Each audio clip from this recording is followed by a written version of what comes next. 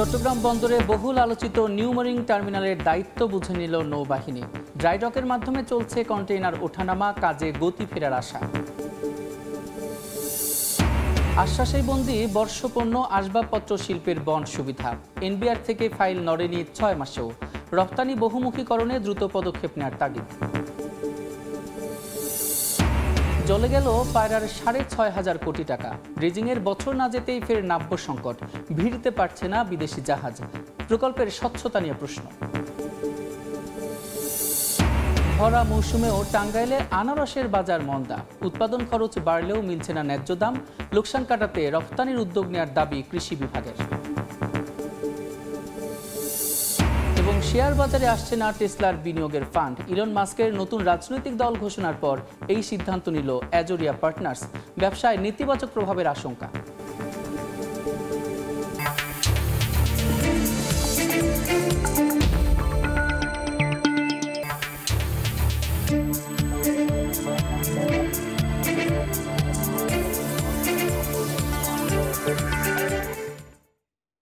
দেখছিলেন শিরোনাম। আমন্ত্রণ জানাচ্ছি দেশ ও দেশের বাইরের অর্থ বাণিজ্যের নানা খবর নিয়ে আমাদের নিয়মিত আয়োজন এ সময়ের বাণিজ্যে। আপনাদের সঙ্গে আছি আমি সাদিক হাসান ইমন। চট্টগ্রাম বন্দরের বহুল আলোচিত এনসিটি পরিচালনার দায়িত্ব বুঝে নিয়েছে নৌবাহিনী। ড্রাইডকের মাধ্যমে চলছে কন্টেইনার ওঠানামা। এই মুহূর্তে সেখানে আছেন রিপোর্টার কমল দেব। সরাসরি যাচ্ছি তার কাছে।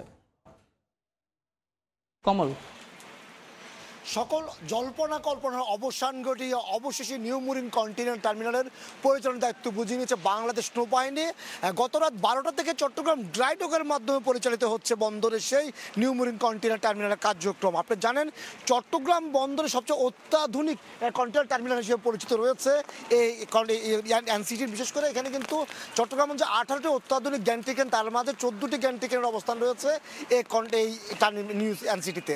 এবং এই এনসিটির সাথে গত রাত 12টায় চুক্তির মেয়াদ শেষ হয়েছে সাইপ পাওয়ারটেকের। কিন্তু গত বেশ কিছুদিন ধরে আলোচনা চলছিল দেশি নাকি বিদেশি অপারেটর দিয়ে এই অত্যাধুনিক টার্মিনালটি পরিচালনা করা হবে, সেটা নিয়ে আলোচনা সমালোচনা চলছিল। এরই প্রেক্ষিতে সরকার নীতিগতভাবে সিদ্ধান্ত নেয় বাংলাদেশ নৌবাহিনীকে দিয়ে তারা এই টার্মিনালটি পরিচালনা করবে। এরই প্রেক্ষিতে গিয়ে বাংলাদেশ নৌবাহিনী পরিচালিত অপর একটি প্রতিষ্ঠান রয়েছে চিটাগং ড্রাইডক। সেই ড্রাইডকের মাধ্যমে বন্দর এখন এই নিউ মেরিন কন্টেইনার টার্মিনাল পরিচালনা করছে।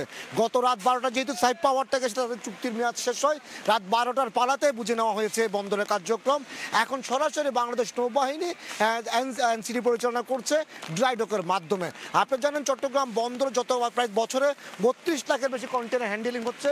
সেই হ্যান্ডেলিংয়ের মধ্যে 44% কন্টেইনার হ্যান্ডেলিং হয় কিন্তু এই এনসিটিতে। যেহেতু অত্যাধুনিক গ্যান্ট্রিকেন, স্ট্যাডাল ক্যারিয়ার সহ নানা ধরনের যন্ত্রপাতির সন্নিবেশিত আছে এই টার্মিনালটিতে, তাই এখানে প্রতি ঘন্টায় 28 থেকে 30, কোনো কোনো ক্ষেত্রে 35টি পর্যন্ত কন্টেইনার উঠানামা করা যায়। যে কারণে সকল ব্যবসা প্রতিষ্ঠান বা দেশি বিদেশি যারা টার্মিনাল অপারেটর রয়েছে তাদের কাছে কিন্তু লোভনীয় ছিল এই এনসিটি। এবং সে কারণে এই এনসিটি অনেকগুলো বিদেশি প্রতিষ্ঠান আগ্রহ প্রকাশ করেছিল এই এনসিটি পরিচালনা। সেটি নিয়ে আবার সমালোচনা হয়েছে বিদেশি প্রতিষ্ঠান দিয়ে চালাবে না দেশি প্রতিষ্ঠান দিয়ে চালাবে। এরই প্রেক্ষিতে সরকার কিন্তু গত কয়েকদিন আগে সিদ্ধান্ত নেয়, চূড়ান্ত সিদ্ধান্ত। আপাতত যেহেতু 6 জুলাই রাত 12টায় সাইপ পাওয়ারটেকে চুক্তির মেয়াদ শেষ হবে, নতুন অপারেটর তার নিয়োগ সময় সাপেক্ষ ব্যাপার, তাই নৌবাহিনীকে দায়িত্ব দেওয়া হয় সে। এবং নৌবাহিনীও যাদের যে মোকাবেলার প্রস্তুতি নেয় সর্বাত্মক প্রস্তুতি নিয়ে তারা গত রাত 12টায় এই বহুল কাঙ্ক্ষিত, বহুল আলোচিত এবং এই এনসিটি টার্মিনাল পরিচালনার দায়িত্ব বুঝে নেয়। আপনি জানেন যে 2007 সালে কিন্তু এই এনসিটি টার্মিনাল নির্মাণের কাজ শেষ হয়েছিল। প্রথম থেকে যেন জটিলতা ছাড়ছিল না এই এনসিটি নিয়ে। তখনও দেশি বিদেশি অনেক প্রতিষ্ঠান আগ্রহ প্রকাশ করেছিল এই এনসিটি পরিচালনায়। তবে রাজনৈতিক প্রভাব খাটিয়ে সাইপ পাওয়ারটেক 2010 সালের পরেই এই এনসিটি পরিচালনার দায়িত্ব বুঝে নেয়। গত প্রায় 12-15 বছরের কাছাকাছি তারা এইখানে দায়িত্ব পালন করছিল। এই অপারেটর দায়িত্ব পালন যদি বারবার বেশ কয়েকবার চুক্তির মেয়াদ শেষ হয় এবং তারা চুক্তি আবার বাড়িয়ে নিয়েছিল। তবে শেষ পর্যায়ে এসে যেহেতু বিদেশি প্রতিষ্ঠান এবং দেশে আরও অনেক প্রতিষ্ঠানও আগ্রহ প্রকাশ করেছে তারা এনসিটি পরিচালনা করতে আগ্রহী, কারণ এটিতে অত্যাধুনিক সব যন্ত্রপাতি সন্নিবেশিত আছে। চট্টগ্রাম বন্দরে ওঠানামা করা 72 লাখ কন্টেইনার মধ্যে 44% কন্টেইনার ওঠানামা করে এই টার্মিনালটিতে। এবং একই সাথে যে সুযোগ সুবিধা রয়েছে, একসাথে 4টি জাহাজ ভিড়তে পারে এই টার্মিনালে, যেখানে অত্যাধুনিক সুযোগ সুবিধা এবং সব ধরনের সুযোগ সুবিধা থাকায় তাই আগ্রহ ছিল সবচেয়ে বেশি। তবে বিদেশি প্রতিষ্ঠানকে বলা হচ্ছিল আরব আমিরাত ভিত্তিক ডিপি ওয়ার্ল্ডও কিন্তু আগ্রহ দেখিয়েছিল এই টার্মিনাল পরিচালনার দায়িত্ব নিতে, এবং দেশীয় অনেক প্রতিষ্ঠানের আগ্রহ রয়েছে এখানে পরিচালনার। তবে সরকার শেষ পর্যন্ত সিদ্ধান্ত নয় নৌবাহিনীকে দিয়ে তারা এই টার্মিনালটি পরিচালনা করবে। তারই প্রেক্ষিতে গিয়ে তারা ড্রাইডকরা ড্রাইডক যেহেতু নৌবাহিনী দ্বারা নিয়ন্ত্রিত অপর একটি প্রতিষ্ঠান, এবং ড্রাইডকের মাধ্যমে গত রাত 12টায় এই চুক্তির মেয়াদটি দায়িত্ব বুঝে নিয়েছে ড্রাইডক।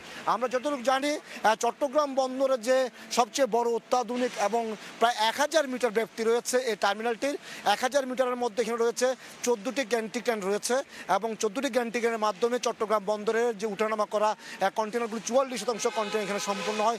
প্রতি ঘন্টায় এখানে কিন্তু 28 থেকে 30, কোনো কোনো ক্ষেত্রে 35টি পর্যন্ত কন্টেনার উঠানামা করা সম্ভব, যে কারণে দেশি বিদেশি অপারেটরদের কাছে খুবই আগ্রহের কেন্দ্রবিন্দু ছিল এই এনসিটি। তো শেষ কথায় বলা চলে গত রাত 12টায় বাংলাদেশ নৌবাহিনী চিটাং ড্রাইডকের মাধ্যমে এনসিটি দেখতে বুঝে নিয়েছে, এবং রাত 12টার পালা থেকে তারা কন্টেনার উঠানামা করছে। এখনও জাহাজ প্রায় 4টি জাহাজ কিন্তু এনসিটিতে রয়েছে, সেখান থেকে কন্টেনার উঠানামা করছে। তাই আমার কাছে এই ছিল এখন পর্যন্ত বহুল আলোচিত, বহুল কাঙ্ক্ষিত চট্টগ্রাম বন্দরের এনসিটি টার্মিনাল যে নৌবাহিনী ড্রাইডকের মধ্যে পরিচালনার দায়িত্ব বুঝে নিয়েছে তার সর্বশেষ।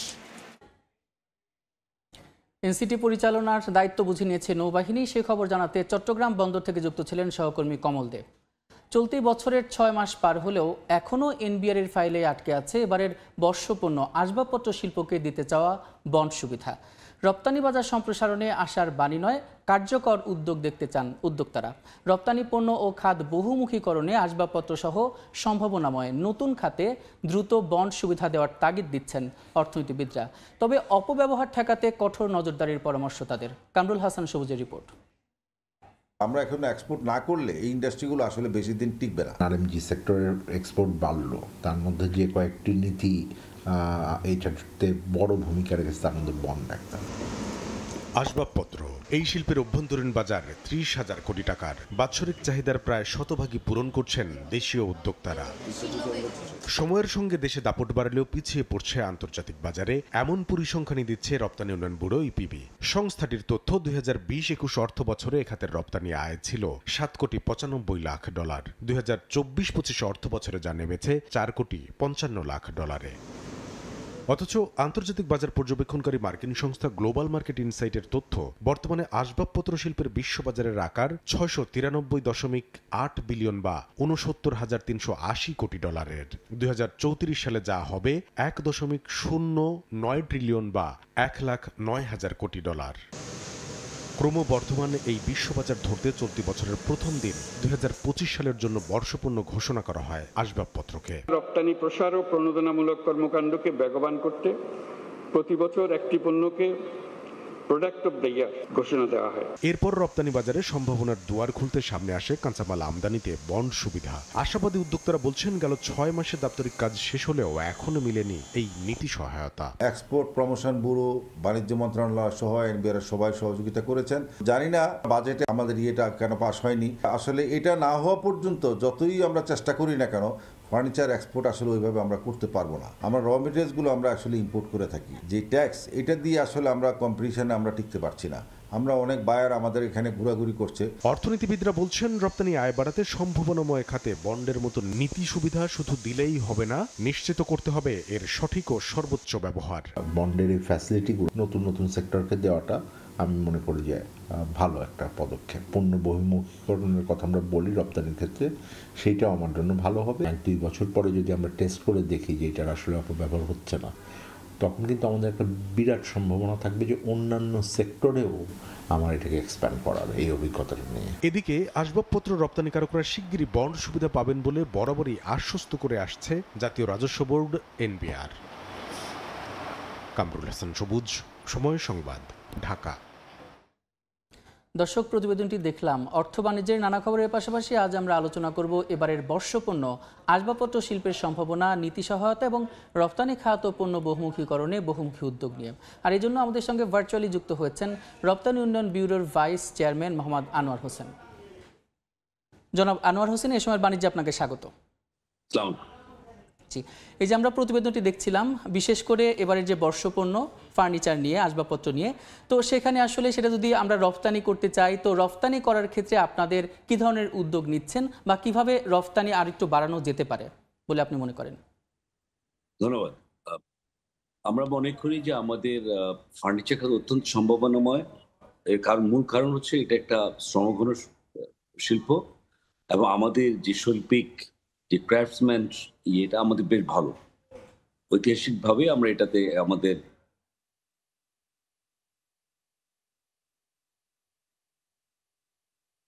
একটা কমপ্লিটনেস প্রশাসন হিসেবে এদেরকে একটা নীতিগত সহায়তা দেওয়ার চেষ্টা করছি। আমরা এটা বলছি যে যারা জি। পার্সিয়াল এক্সপোর্টার ওদেরকে ব্যাংক গ্যারান্টিড বন্ড ফ্যাসিলিটিস দেওয়া হবে এবং সেটা হচ্ছে যে তারা যে র মেটেরিয়ালসটা তারা এক্সপোর্ট এগেইনস্টে যে র মেটেরিয়ালস ইম্পোর্ট করবেন সেটাকে ডিউটি ফ্রি অ্যাক্সেস দেওয়া হবে। আর র মেটেরিয়াল যেটা ইম্পোর্ট করবেন সেটার এগেইনস্টে যে ডিউটি আসবে সেই ডিউটির এগেইনস্টে তারা একটা ব্যাংক গ্যারান্টি দেবে। ব্যাপারটা খুব সহজ এবং অন্যান্য দেশে ইতিমধ্যে এটা প্রচলিত আছে, ভিয়েতনাম, ক্যাম্বোডিয়া এগুলোতে, চায়নাতেও আছে। তো আমরা এই সহায়তা দিলে আমরা বিশ্বাস করি যে আমাদের ফার্নিচার শিল্প আমাদের এখন মাত্র প্রায় 50 থেকে 60 মিলিয়ন ডলার এক্সপোর্ট করে, এই বছর আরো কম করেছে। তো আমরা বিশেষ করে এটা এই সুযোগটা দিতে পারলে, নীতিগত সহায়তা দিতে পারলে এই ইন্ডাস্ট্রি বড় রকমের একটা আমাদের আমাদের রপ্তানি যেটা পোশাক শিল্পের মতো এরকম একটা বড় রকমের একটা ট্রান্সফরমেটিভ একটা চেঞ্জ আনতে পারে এই এক্সপোর্ট খাতে। জি, আমরা এই কথাটা বেশ কয়েকদিন অনেক আগে থেকেই শুনছি যে তাদের সহায়তা দেওয়া হবে, কিন্তু উদ্যোক্তারা বলছেন যে তারা কার্যকরী উদ্যোগ আসলে চান। তো তারা কবে নাগাদ এই ধরনের উদ্যোগ নেওয়া হতে পারে, সেটার অগ্রগতি বা কতটুকু হলো সেই সুবিধার? ধন্যবাদ। এটা এই নীতিগত সহায়তার বিষয়ে আমাদের বাণিজ্য মন্ত্রণালয়, আমাদের এনবিআর, আমরা সব একসঙ্গে কাজ করছি এখনো। তো আমরা খুবই একদম চূড়ান্ত পর্যায়ে ছিলাম। এর মধ্যে ধরেন বাজেট চলে এসছে, তার মধ্যে আবার এনবিআর কিছু জটিলতা ছিল, যার ফলে এটা গত জুনের 30 তারিখের মধ্যে এটা হওয়ার কথা ছিল, আমাদের আশ্বস্ত করা হয়েছিল এনবিআর থেকে। তা আমরা বিষয়টা খুব সহজে এটা আমি গতকালও যোগাযোগ করেছি আমাদের এনবিআর মেম্বারদের সঙ্গে। আমার বিশ্বাস এই খুব সহজে এটা চলে আসবে। জি, আপনারা আগে বলেছিলেন যে আসবাবপত্র খাতে আপনারা দেখা যাচ্ছে বন্ড সুবিধা দিবেন, সেটা 2030 সাল নাগাদ 500 কোটিতে দাঁড়াবে। তো আসলে আপনাদের লক্ষ্যমাত্রা এখন কি, মানে কি সমীকরণ দাঁড়াচ্ছে সেটা জানতে চাই। না, ধরুন আমরা একটা তো লক্ষ্যমাত্রা আমরা থাকে, এর জন্য কিছু জিনিস এই লক্ষ্যমাত্রা আমরা কিছু বিষয়ের উপর নির্ভর করি। যেমন আমাদের গ্যাসে একটা সহায়তা থাকতে হবে, গ্যাস সাপ্লাই নিশ্চিত করতে হবে, পাওয়ার সাপ্লাই নিশ্চিত করতে হবে। আমাদের ব্যাংকিং সুবিধাগুলো যারা প্রকৃত রপ্তানিকারক তাদেরকে ব্যাংকিং সুবিধাগুলো যথাযথ দিতে হবে এবং নীতিগত সহায়তা। আমাদের ব্যবসার একটা বড় রকমের প্রতিবন্ধকতা হচ্ছে আমাদের লজিস্টিক্সের একটা চ্যালেঞ্জ, যেটা আপনারা জানেন। লজিস্টিক্স একটা আমাদের কাস্টমসের আরো সহজীকরণ দরকার, আরো ইন্টিগ্রেশন দরকার। এনএসডব্লিউ যেটা ওনারা কাজ করছেন চমৎকার উদ্যোগ, এটা ইন্টিগ্রেশন আরো দ্রুত দরকার। তা আমাদের এই সহায়ক পরিমাণগুলো থাকলে আমরা বলেছি 2030-এর মধ্যে এই শুধুমাত্র আমরা আমাদের এই যে ফার্নিচার খাত থেকে আমরা $5 বিলিয়ন কাছাকাছি আমরা রপ্তানি করতে পারবো বলে বিশ্বাস করি। এটা নিয়ে আমাদের এই লক্ষ্য নিয়ে আমরা এগিয়ে যাচ্ছি। জি, আমরা দেখি যে আসলে আপনারা বলছেন যে বন্ড সুবিধা দিবেন, কিন্তু দেখা যাচ্ছে যে উদ্যোক্তারা বলছেন যে তারা কোনোভাবেই পাচ্ছেন না। তো তাদের জন্য আসলে কি ধরনের আশার আলো আপনার কাছে আছে, যে কি ধরনের রোডম্যাপ আপনাদের আছে বা কি ধরনের লক্ষ্যমাত্রা তাদের বলতে চান? দেখুন, আমরা চেষ্টা করি, সবাই চেষ্টা করছে তাদের একটা ব্যবসার সহায়ক পরিবেশ তৈরি করে দেওয়ার জন্য। আমাদের এখন বিশ্ববাজারে যে অস্থিরতা আপনি যদি দেখেন, বিশ্ব রাজনীতি যে অস্থিরতা, এর মধ্যে কিন্তু আমাদের প্রচুর সম্ভাবনা তৈরি হয়েছে। আমরা বিশ্ব বাজারে আমাদের অবস্থান আরো, বিশেষ করে রপ্তানির ক্ষেত্রে আরো সুযোগ করার সুযোগ তৈরি হয়েছে এবং আমাদের অনেক বিনিয়োগের সুযোগও তৈরি হয়েছে। এখন আমাদের কিছু জিনিস দরকার।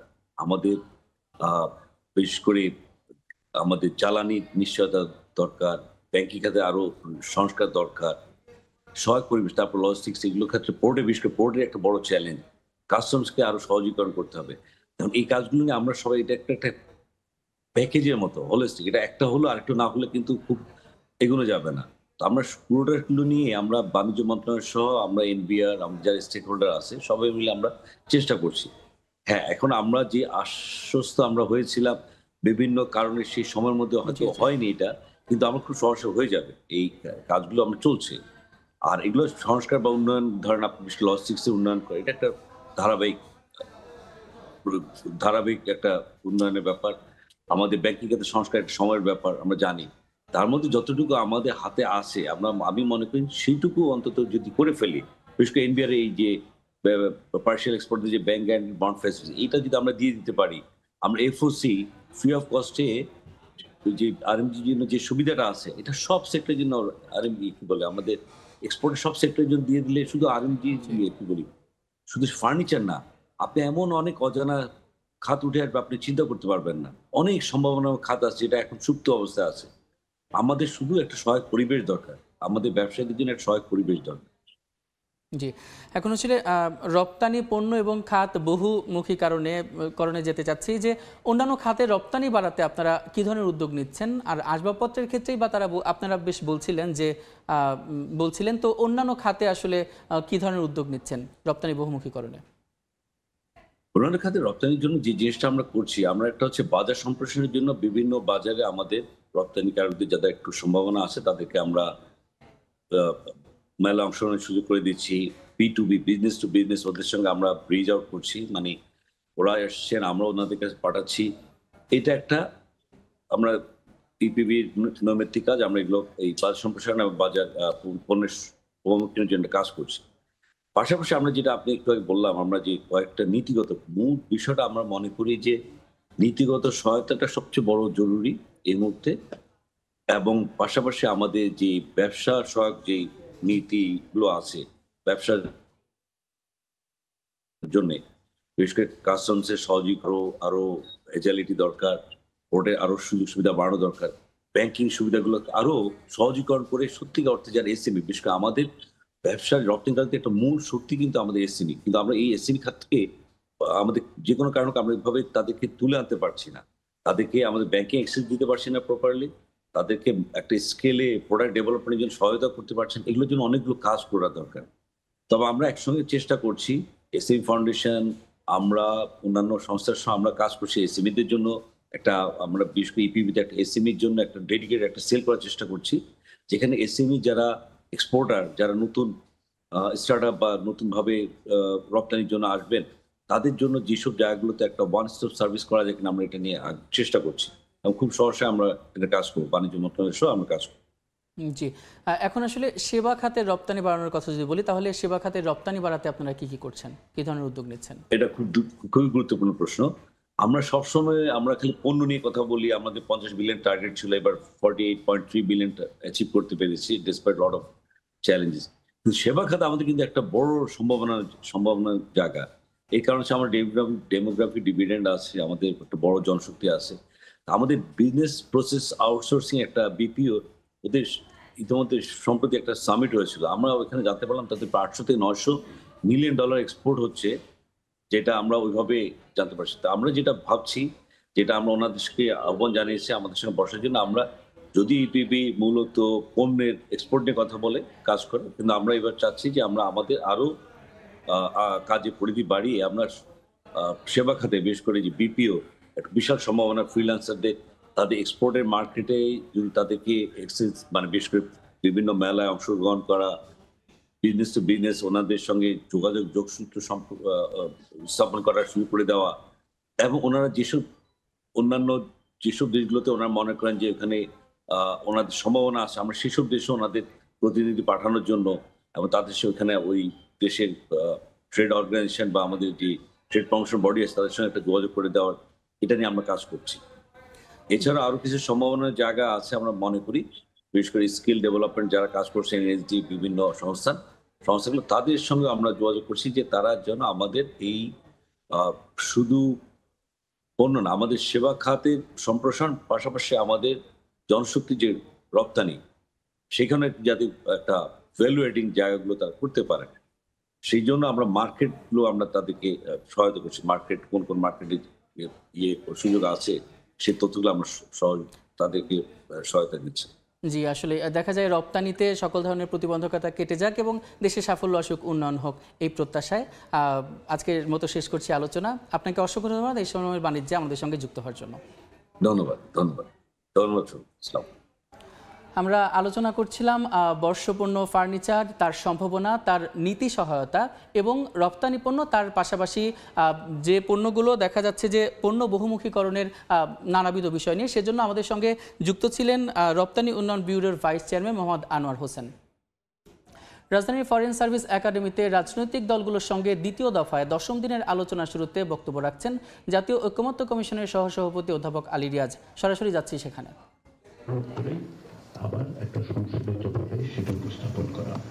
আমাদের লক্ষ্য হচ্ছে যে গুরুত্বপূর্ণ বিষয়গুলো যেন আলোচিত হয়, আমরা চেষ্টা করি আপনাদের জায়গায় আসতে। ফলে এই সংশোধিত ভাষ্যগুলো হচ্ছে যে আপনাদের আলোচনার পরিপ্রেক্ষিতে বিষয়ের গুরুত্ব বিবেচনায় আলোচনা। একটা উদাহরণ হচ্ছে যেমন ধরুন এনসিসির যে প্রস্তাব ছিল সেই প্রস্তাবটা অধিকাংশ দল, সংখ্যাগরিষ্ঠ দল ওইভাবে গ্রহণ করার ক্ষেত্রে আপত্তি জানিয়েছেন।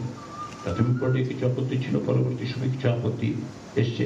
তারই পরিপ্রেক্ষিতে আমরা ভিন্ন একটা প্রস্তাব এনেছি। এটা নতুন কোনো প্রস্তাব নয়, সংশোধিত প্রস্তাব। আমরা চাচ্ছি যে প্রত্যেকেই যেহেতু কাঠামোগত পরিবর্তনের দিকে আপনারা জোর দিচ্ছেন, আমরা সেই জায়গাগুলোতে আপনাদের সাথে থাকছি, সেটাই হচ্ছে আমাদের লক্ষ্য। আর দ্বিতীয় যে বিষয়টা সেটা হচ্ছে সময়ের স্বল্পতার দিকে যেমন আমাদের বিবেচনায় রাখতে হবে, তেমনি আপনাদের এখন জুলাই মাস, গত বছরের এই সময়টাতে আন্দোলনে ঝাঁপিয়ে পড়া তরুণ এবং নাগরিকদের স্মৃতির উদ্দেশ্যে বিভিন্ন রাজনৈতিক দলের কর্মসূচি অবশ্যই থাকবে, আপনারা সেগুলো নিয়ে ব্যস্ততার মধ্যে থাকবেন। তা সত্ত্বেও আপনাদের প্রতি অনুরোধ যে আমরা যেন যতটা বেশি সময় মিলিত হয়ে দ্রুত কাজগুলি শেষ করতে পারি, সেই জন্য আপনাদের সহযোগিতাটা লাগবে। ক্ষেত্র বিশেষে তা হয়তো আপনাদের কর্মসূচির জন্য একটু অসুবিধা সৃষ্টি করবে, তবু আমরা আশা করছি যে আপনারা সেক্ষেত্রে আমরা যাতে একত্রে বসতে পারি, যত বেশি সময় বসা যায়, কারণ সময়ের একটা স্বল্পতা আছে আমাদের। তো সেগুলি আপনারা নিশ্চয়ই বিবেচনা করবেন। আমরা এই সপ্তাহে প্রাথমিকভাবে ভেবেছিলাম যে মাত্র এই আজকের পরে বাকি সময়টা আপনাদের সাংগঠনিক এবং অন্যান্য কাজ ব্যস্ততার জন্য এবং অনানুষ্ঠানিক যোগাযোগের জন্য, কিন্তু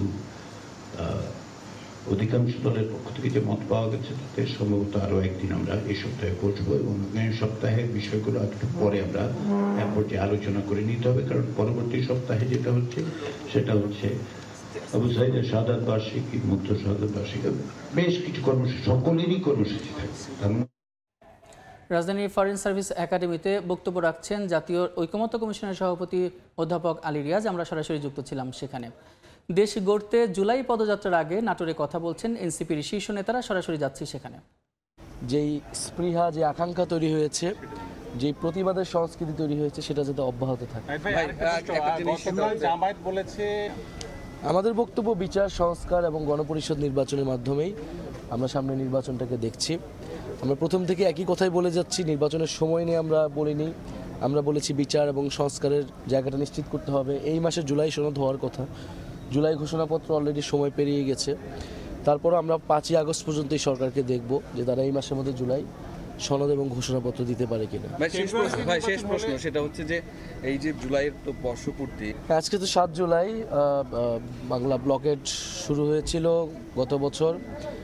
বাংলা ব্লকেট কর্মসূচি পুরো গণঅভ্যুত্থানের মধ্যে সবচেয়ে গুরুত্বপূর্ণ কর্মসূচিগুলোর মধ্যে একটা ছিল। এই ব্লকেট কর্মসূচির মধ্যে দিয়ে গণঅভ্যুত্থানের একটা প্রস্তুতি পর্ব তৈরি হয়েছিল। নাটোরে কথা বলছেন এনসিপির শীর্ষ নেতারা। আমরা সরাসরি যুক্ত ছিলাম সেখানে। এবার বন্দর বাণিজ্যের খবর।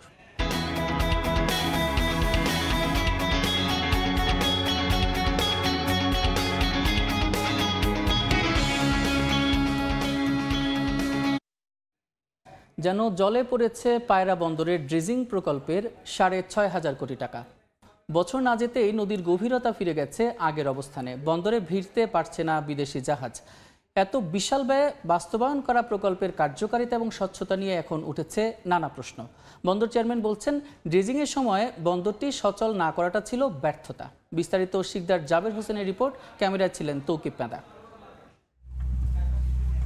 2016 সালে দেশের তৃতীয় সমুদ্র বন্দর হিসেবে আনুষ্ঠানিকভাবে যাত্রা শুরু করে পায়রা সমুদ্র বন্দর। শুরু থেকেই এই বন্দরের প্রধান প্রতিবন্ধকতা ছিল চ্যানেলের প্রয়োজনীয় গভীরতার অভাব। শুরুতে রামনাবাদ চ্যানেলের প্রাকৃতিক গভীরতা ছিল গড়ে 6.3 মিটার। এই নাব্যতা ধরে রাখতে 2020 সালে 413 কোটি 33 লাখ টাকা ব্যয়ে শুরু হয় রক্ষণাবেক্ষণ ড্রেজিং প্রকল্প।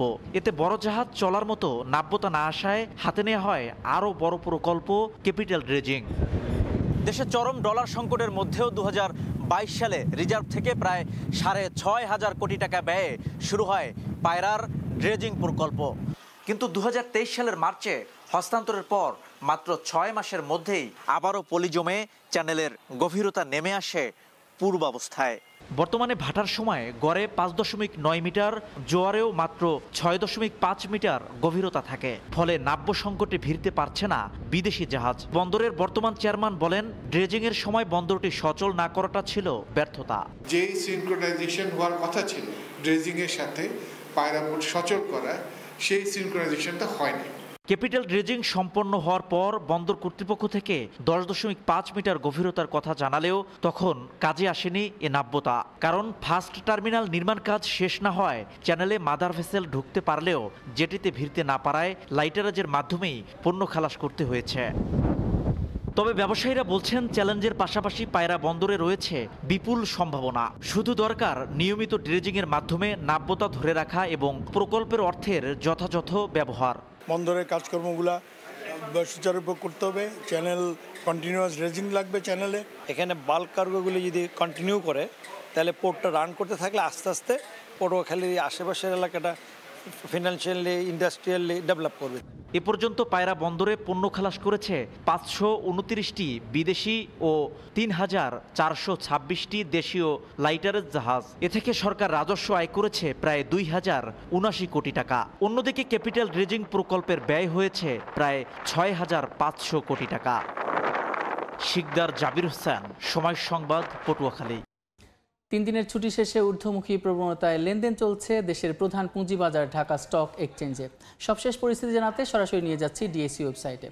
তো আমরা গত কার্যদিবস 3 জুলাইয়ের কথা যদি বলি তাহলে সেটি কিন্তু 500 কোটির ওপরের লেনদেন হয়েছিল। আজকে দেখতে পাচ্ছি 3টি সূচকই কিন্তু ঊর্ধ্বমুখী প্রবণতায় রয়েছে। প্রধান সূচক ডিএসই এক্স 54 পয়েন্ট বেড়ে এখন অবস্থান করছে 4,948 পয়েন্টের কিছু বেশি। সরিয়া সূচক ডিএসই এস ইন্ডেক্স সেটি 11 পয়েন্ট বেড়ে এখন অবস্থান করছে 1076.7 পয়েন্টে। ডিএস30 বাছাইকৃত সূচক সেটাও কিন্তু বেড়েছে। আর এখন পর্যন্ত ঢাকা স্টক এক্সচেঞ্জে সর্বমোট লেনদেন হয়েছে 227 কোটি 41 লাখের বেশি। যে কোম্পানিগুলো লেনদেন করেছে তার মধ্যে 249টি কোম্পানির শেয়ারের দাম বেড়েছে, 700টি কোম্পানির শেয়ারের দাম কমেছে এবং দেখা যাচ্ছে যে 700টি কোম্পানির শেয়ারের দাম এখন পর্যন্ত অপরিবর্তিত অবস্থায় রয়েছে। যে কোম্পানিগুলো এখন পর্যন্ত লেনদেন করেছে তার মধ্যে শীর্ষ 20-এ যে কোম্পানিগুলো রয়েছে তাদের কার অবস্থান কোথায় এখন আমরা সেটি জেনে নেব। আজকে কিন্তু দেখতে পাচ্ছি যে শীর্ষ তালিকায় কিন্তু ব্যাংক খাতি রয়েছে। প্রথমেই দেখতে পাচ্ছি যে ব্র্যাক ব্যাংক, যার একটি শেয়ার এখন বিক্রি হচ্ছে 55 টাকা 40 পয়সায়। তারপরে রয়েছে সিটি ব্যাংক, যার একটি শেয়ার এখন বিক্রি হচ্ছে 21 টাকা 40 পয়সায়। 3 নম্বরে রয়েছে মিডল্যান্ড ব্যাংক, যার একটি শেয়ার এখন বিক্রি হচ্ছে 29 টাকা 10 পয়সায়। রূপালী ব্যাংক 4 নম্বরে রয়েছে, যার একটি শেয়ার এখন বিক্রি হচ্ছে 23 টাকা 10 পয়সায়। সুপার ফার্মা, যার একটি শেয়ার এখন বিক্রি হচ্ছে 208 টাকা 10 পয়সায়।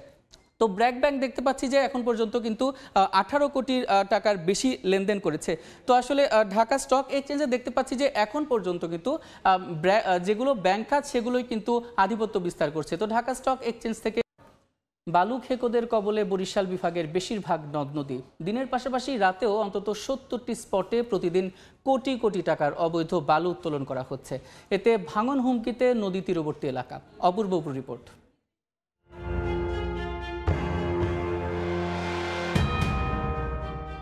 প্রতি রাতে বরিশাল শহর ঘেঁষা কীর্তনখোলার চরমোনাইয়ে এভাবেই বালু উত্তোলন করা হয়। তবে এমন কর্মকাণ্ডে ভয়ে প্রতিবাদ তো দূরের কথা, টু শব্দ করে না কেউ। জাহাজ ভর্তি করা হয় বালুতে, সন্ধ্যার পর শুরু হয়ে চলে সকাল পর্যন্ত। শ্রমিকরাও অকপটে স্বীকার করেন বালু কাটায় বৈধতা নেই তাদের। প্রতিদিন 4-5টা এই নদীতে আর কেউ কাটে? সারি সারি এসব ড্রেজার জেলার হিজলা উপজেলার নয়াভাঙ্গুনি নদীর গুয়াবাড়িয়া, হরিনাথপুর এবং মেঘনা নদীর গঙ্গাপুর, বদরপুর, আবুপুর, কোদালপুর, পট্টি এলাকা জুড়ে বালু উত্তোলনের হিরিক বলে অভিযোগ স্থানীয়দের। অবৈধভাবে তারা বিপুল পরিমাণ বালি এদিকে পাচার করে দেয়। পুরো উপজেলার প্রায় 2-3টা উপজেলায় তারা এই বালি নিয়ে চলে যায়। অপরিকল্পিতভাবে বালি উত্তোলন করার পরে নদীর পার ভেঙে যাচ্ছে। ভোলার মেঘনা ও তেঁতুলিয়া নদী থেকেও অবৈধভাবে বালু উত্তোলন হচ্ছে। এতে অনেক স্থানে নদীর স্বাভাবিক প্রবাহ বাধাগ্রস্ত এবং গভীরতা বেড়ে যাওয়ায় দেখা দিয়েছে তীব্র ভাঙন। জেলার শতাধিক প্রভাবশালী সমন্বয়ে গড়ে ওঠা এই সিন্ডিকেট স্থানীয় প্রশাসনকেও তোয়াক্কা করছে না। আমাদের কৃষি খাতে যত জমিগুলো ছিল জমিগুলো সব অনেক জমি বালিগুলো নিয়ে গেছে। রাতে বালু উত্তোলনের তথ্য চেয়েছেন বরিশালের জেলা প্রশাসক, আর বিভাগীয় কমিশনারের হুঁশিয়ারি, শাস্তির আওতায় আনা হবে জড়িতদের। আইন শৃঙ্খলা বাহিনী আছে, নৌ পুলিশ, কোস্টগার্ড, আমাদের ম্যাজিস্ট্রেট ইউনিটদেরকে আমরা বলছি সেখানে অভিযান চালানোর জন্য। এটা নিয়ে আমরা সচেতন আছি, তবে আপনারা যদি আমাদেরকে এই ধরনের কোনো তথ্য দেন যেখানে অবৈধভাবে বালু উত্তোলন হচ্ছে, আমরা এগুলো খুব কঠোর হস্তে দেব। বরিশাল, ভোলা ছাড়াও পটুয়াখালীর আগুনমুখা, পায়রা, তেঁতুলিয়া এবং পিরোজপুরের বলেশ্বর নদীর সন্ন্যাসী এলাকায়, কঞ্চা নদীর চরখালী সহ বিভাগের 6 জেলার অন্তত 70টি স্পট থেকে নিয়মিত অবৈধভাবে বালু উত্তোলনের অভিযোগ স্থানীয়দের। অপূর্ব অপু, সময় সংবাদ।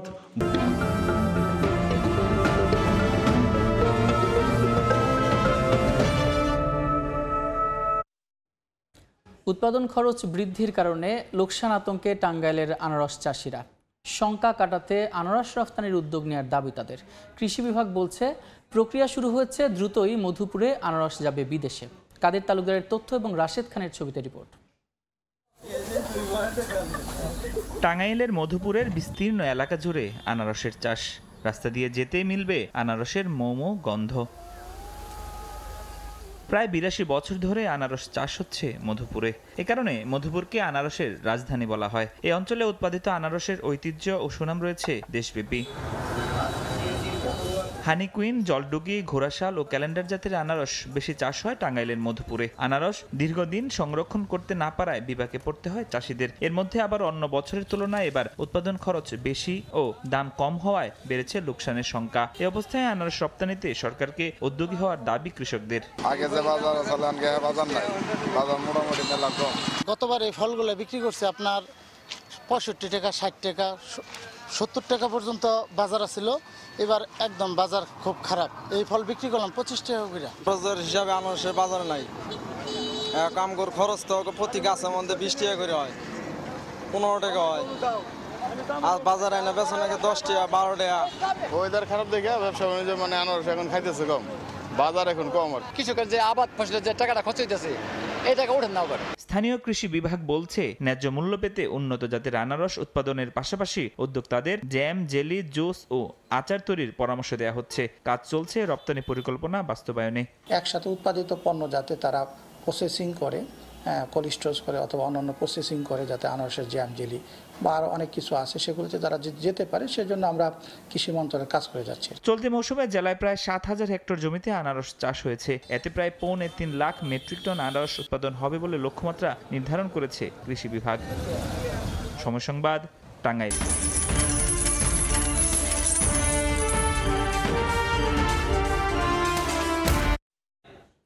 চাহিদা বাড়ায় লাগাতার বাড়ছে ক্রিপ্টোকারেন্সি বিটকয়েনের দাম। এক বছরে ভার্চুয়াল এই মুদ্রার দাম বেড়েছে 93% বেশি। দাম বাড়ছে ইথার, সোলানা, বাইন্যান্সেরও। ক্রিপ্টো জগতের সবচেয়ে দামি ও জনপ্রিয় মুদ্রা বিটকয়েন। বর্তমানে এক একটি ভার্চুয়াল মুদ্রা বেচা কেনা হচ্ছে $1,09,392। এক সপ্তাহে 2.18 ও এক বছরে ক্রিপ্টোকারেন্সির দাম বেড়েছে 93.15%। হঠাৎ চাহিদা বাড়ায় ধারাবাহিকভাবে মুদ্রার দাম বাড়ছে বলে জানিয়েছে আন্তর্জাতিক বাজার পর্যবেক্ষণকারী মার্কিন সংস্থা দ্য ট্রেডিং ইকোনমিক্স।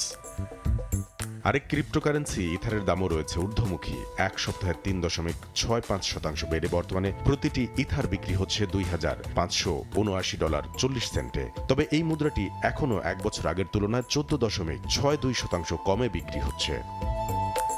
বাইন্যান্সের দাম বছর ব্যবধানে 29.15% বেড়ে বর্তমানে এক একটি বিক্রি হচ্ছে $660.60। ক্রিপ্টো জগতে জনপ্রিয় হয়ে ওঠা সোলানার দাম এক সপ্তাহে 1.77% ও 9.21% বেড়েছে এক বছরে। বর্তমানে এক একটি সোলানা বিক্রি হচ্ছে $152। বিশ্ব অর্থনীতি স্থিতিশীল রাখতে অপরিশোধিত তেল উৎপাদন বাড়ানোর ঘোষণা দিয়েছে তেল উৎপাদনকারী দেশগুলোর জোট ওপেক প্লাস। আগামী অগাস্ট মাস থেকে প্রতিদিন 5,48,000 ব্যারেল তেল উৎপাদন বাড়ানোর সিদ্ধান্ত নিয়েছে জোটটি। শনিবার ভার্চুয়াল বৈঠকে এই গুরুত্বপূর্ণ সিদ্ধান্ত নেওয়া হয়। যদিও 2022 সাল থেকে তেলের দাম বাড়াতে উত্তোলন কমানোর নীতি গ্রহণ করেছিল ওপেক প্লাস, তবে 2025 সালের মে মাস থেকে উল্টো পথে হাঁটছে জোটটি। বিশ্লেষকদের মত, ওপেক প্লাস পরিকল্পিত উৎপাদন বৃদ্ধি অপরিশোধিত তেলের দাম আরও কমাতে পারে।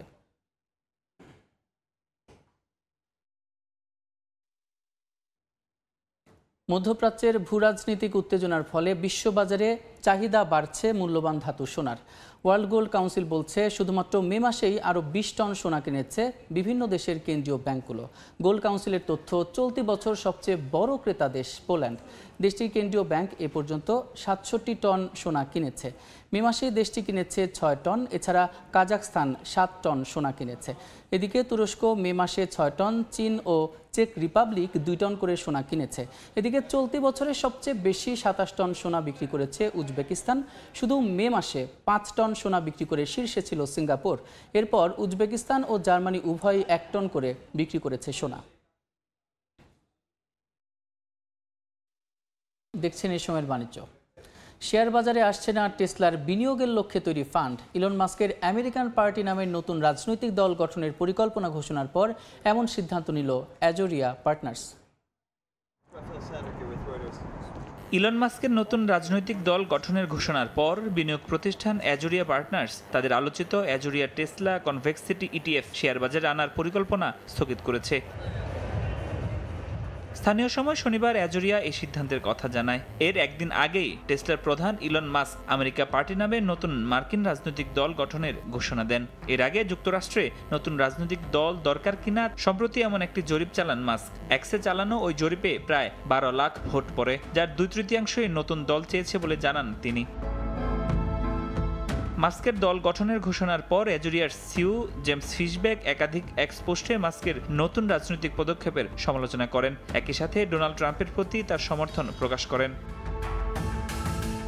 ফিশবেক গঠিত বোর্ডকে মাস্কের রাজনৈতিক অভিলাষ ও তার টেসলায় তার দায়িত্বের সঙ্গে সামঞ্জস্যপূর্ণ কিনা তা নিয়ে বৈঠকে বসার আহ্বান জানান। তিনি আরও বলেন, মাস্ক যখন মে মাসে যুক্তরাষ্ট্রের ডিপার্টমেন্ট অফ গভর্নমেন্ট এফিসিয়েন্সি থেকে সরে দাঁড়ান, তখনও বিনিয়োগকারীদের আস্থা টেসলার ভবিষ্যৎ নিয়েছিল ইতিবাচক। কিন্তু এখন তার রাজনৈতিক ঘোষণায় সেই আস্থা প্রশ্নের মুখে পড়েছে।